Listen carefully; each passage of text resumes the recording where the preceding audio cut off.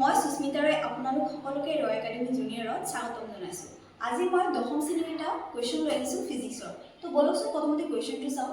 কুৱেশ্যনটো হৈছে দাপোনৰ পৃষ্ঠত পোহৰৰ প্ৰতিফলন ক্ষেত্ৰৰ তলৰ বিবৃতসমূহ মন কৰিব। এক নম্বৰ আছে যদি আপতন কোণ 40 ডিগ্ৰী হয় তেন্তে প্ৰতিফলন কোণ 40 ডিগ্ৰী হ'ব। 2 নম্বৰ দিছে আপতন ৰশ্মি, লম্ব আৰু প্ৰতিফলিত ৰশ্মি এই তিনিটা সদায় একে সমতলত থাকে। 3 নম্বৰ আছে যদি কোনো ৰশ্মি আইনাৰ পৃষ্ঠত লম্বৰ সৈতে 0 ডিগ্ৰীতে আপতিত হয় তেন্তে প্ৰতিফলিত ৰশ্মি আপতিত ৰশ্মিৰ সৈতে একেলগ হৈ যায়।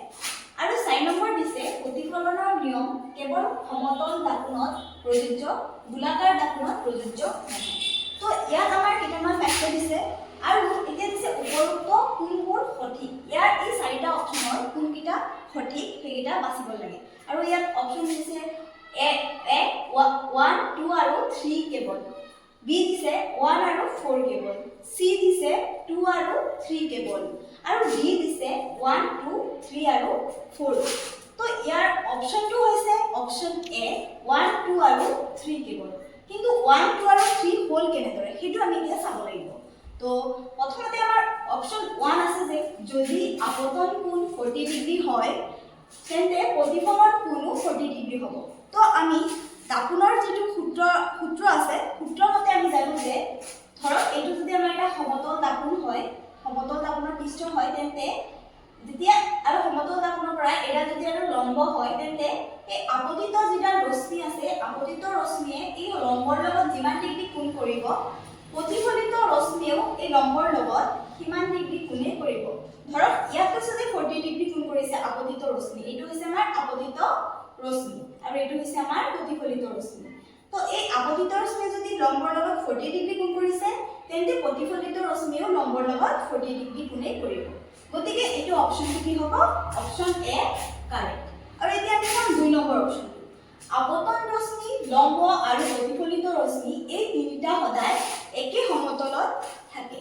তো চাওক ইয়াত এইটো হৈছে কি আমাৰ আপতিত ৰশ্মি, এইটো হৈছে আমাৰ প্ৰতিফলিত ৰশ্মি আৰু এইটো হৈছে কি আমাৰ লম্ব। গতিকে এই তিনিটাই একেখন সমতলতে আছেনে? ধৰক এইটো হৈছে আমাৰ বৰ্ডটো আৰু এই গোটেইকেইটা এনেদৰে এই বৰ্ডৰ সমতলত থাকিব। তো মানে কি কৈছে যে গোটেই এই তিনিটাই একেখন সমতলতে থাকিব। হয়, এইটো একেখন সমতলতে থাকিব। গতিকে অপচন নম্বৰ 2 মানে 2 নম্বৰটো কাৰেক্ট। তাৰপিছত আছে আমাৰ অপচন 3 যদি কোনো ৰশ্মি আইনাৰ পৃষ্ঠৰ লম্বৰ সৈতে 0 ডিগ্ৰীত আপতিত হয় তেন্তে প্ৰতিফলিত ৰশ্মি আপতিত ৰশ্মিৰ সৈতে একেলগ হৈ যায়। যদি কোনো ৰশ্মি এই ধৰক এইটো হৈছে আমাৰ লম্ব আৰু এই আইনাৰ পৃষ্ঠৰ লগত লম্বৰ সৈতে মিলি কিমান ডিগ্ৰী কোণ কৰিছে 0 ডিগ্ৰী, মানে এই লম্বৰ ফালেৰে কি হৈছে ৰশ্মিটো কৰিছে। আৰু গতিকে লম্বৰ ফালেৰে যেতিয়া কৰিব তেতিয়া ইফালে আকৌ আপতিতও হৈ যাব, মানে আপতিত ৰশ্মি আৰু প্ৰতিফলিত ৰশ্মিৰ মাজত কোনো 0 ডিগ্ৰী মানে তাত কোনো কোণ উৎপন্ন হোৱা নাই। গতিকে এইটো হৈছে আমাৰ কাৰেক্ট। আৰু এতিয়া অপচন 4 দিছে প্ৰতিফলনৰ নিয়ম কেৱল সমতল দাপোনত প্ৰযোজ্য, গোলাকাৰ দাপোনত প্ৰযোজ্য নহয়। তো প্ৰতিফলনৰ নিয়ম সমতল দাপোন আৰু গোলাকাৰ দাপোন সকলোতে প্ৰযোজ্য। এনেকুৱা নহয় যে অকল সমতল দাপোনত প্ৰযোজ্য, গোলাকাৰ দাপোনত প্ৰযোজ্য নহয়, এনেকুৱা নহয়। গতিকে এইটো অপচন ভুল, এইটো হৈছে আমাৰ ভুল। সেইকাৰণে ইয়াৰ এনসাৰটো হ'ব অপচন এ 1 2 আৰু 3 কেৱল সঠিক।